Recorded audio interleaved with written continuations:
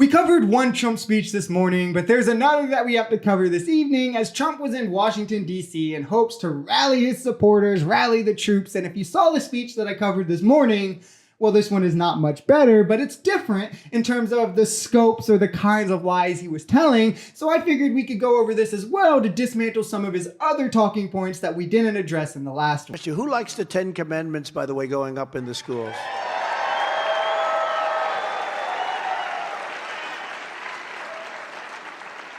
They think it's such a bad thing. I said, has anyone read the thou shalt not steal, has anybody read this?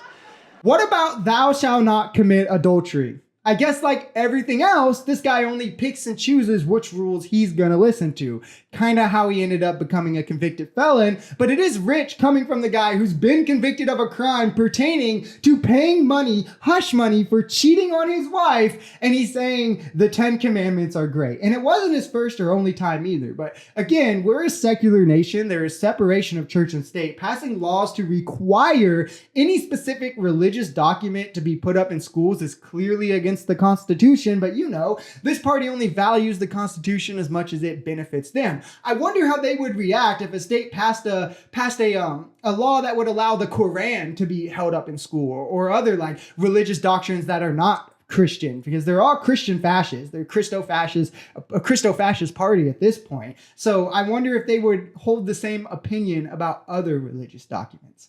I don't think so. When I equated two people, I equated them. I shouldn't mention the names, but I equated Nikki Haley with Nancy Pelosi.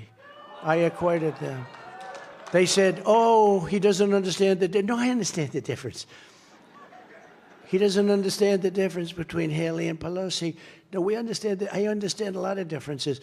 But anything you do, the fake news will take it and turn it. But with him, they take bad stuff and try and make it look good. With us, they take genius, pure genius, and they try and make it look right. They try and make it look bad. Oh yeah, see, silly left, just lying about him. This is totally believable. It's not just a made-up excuse. He does it all on purpose. Just like when he said over 8 times that he's running against Obama, or has confused Biden for Obama, or when he mistook George Bush for Jeb Bush. It's all on purpose because he's a genius. I, again, just can't believe that anyone actually buys into these obvious lies, or after hearing him tell obvious lies like this and try to portray them as the truth, that they think that they can believe anything else he says. Like, here's the quote. There's clearly no equivocation to be had. He's literally saying Nikki Haley had Nancy Pelosi's job, while also peddling the constant lie that in every other speech, he says Nancy Pelosi on January 6th. It's almost even more hilariously bad that he's trying to write this off as a genius move that he did on purpose,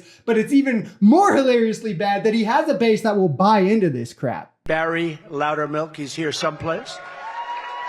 He's here someplace. He's doing a fantastic job with all of the things I said he walked through with Russian spies or something like that. He turned out to be constituents, young children.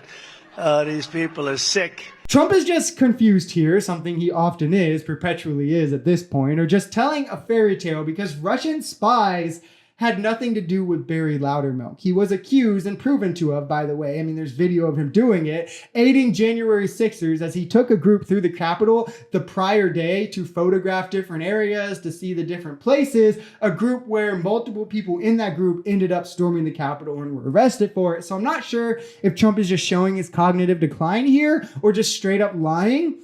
I mean, it's kind of hard to tell with him at this point.